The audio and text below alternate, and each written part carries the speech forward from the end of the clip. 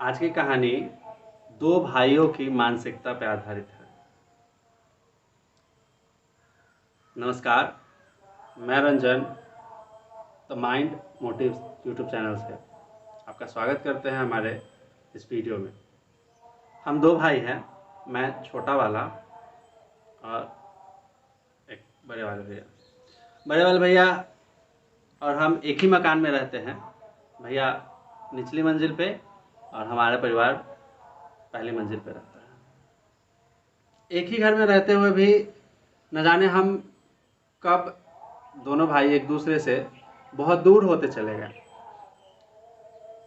विवाद वाले बातों को तुल देना, एक दूसरे पे नज़र गड़ाए रखना, छोटी छोटी बातों पे लड़ना, झगड़ना और विवाद करना, यह हमारी आम दिनचर्या हो गई थी। भैया घर अक्सर जल्दी आ जाया करते थे ऑफिस से और हम लेट से आते थे, तो उनके गाड़ी के पीछे हमारी गाड़ी की पार्किंग और उनका सुबह सुबह उठकर घर से जल्दी निकलने के लिए हमारी गाड़ी को वहाँ से हटाने के लिए आवाज़ देना मुझे जैसे टीस से चुभती थी। चूँकि हम देर से आया करते थे ऑफिस से, तो हमारे बच्चे देर तक खेलते हैं। बच्चों का खेलना शायद उनकी नींद में खलल डालता है, तो उनका इस चीज़ के लिए कंप्लेन करना, इस बात पे भी अक्सर विवाद हुआ करता था। विवाद इस तरह से बढ़ गया था कि हम दोनों भाई एक ही घर में रहते हुए भी मुंह फेर लिया करते थे। जब आमने सामने होते थे बातें तो होती ही नहीं थी। एक दिन सुबह दरवाजे पे कुछ लोग आए, तो गेट खुलने की आवाज़ से मैं नीचे की ओर झांक कर देखा। भैया गेट खोल रहे थे। युवाओं की टोली थी, दुर्गा पूजा का चंदा मांगने आए हुए थे।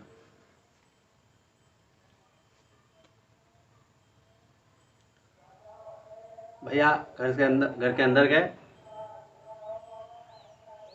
चंदा लेकर आए और उन्हें थमा दिया। चंदा लेने के बाद युवाओं की टोली सीढ़ियों से होकर ऊपर की ओर बढ़ रही थी, तो भैया ने उन्हें आवाज़ देते हुए कहा, ऊपर कहाँ जा रहे हो, ये एक ही घर है। इस एक लाइन ने मुझे झकझोर कर रख दिया। एक ही घर है और मैं हर छोटी छोटी बातों पे लड़ा करता था भाई से। उस दिन मन बहुत कुंचित हो गया। मैं सोच में पड़ गया कि मैं किस मानसिकता में जी रहा हूँ। उस दिन के बाद मैंने ठान लिया कि भैया की आवाज़ लगाने से पहले मैं जाकर अपनी गाड़ी हटा लिया करूँगा। अपने बच्चों को रात में जल्दी सोने की हिदायत दी। कहा, देर रात तक उछल कूद नहीं करते हैं, अगर आपको खेलना भी है तो आप ऐसे खेल खेलो या फिर ऐसे बातें धीमी आवाज़ में बात करो ताकि जो बड़े लोग नीचे सो रहे हैं उनकी नींद में खलल ना पड़े। बात उस 200, 500, 1000 के चंदे की नहीं थी जिसके लिए भैया ने उन्हें ऊपर आने से रोक दिया था। भैया ने कहा था, ये एक ही घर है और घर आपस में मिलजुल कर रहने से बनता है। उस दिन के बाद हम दोनों भाइयों के बीच में अच्छी बनती है। हम एक दूसरे के सुख दुख में साथी होते हैं और छोटी छोटी बातों पे तो विवाद बहुत दूर की बात है। हम अगर किसी से कोई शिकायत होती है तो वो भी नहीं किया करते हैं।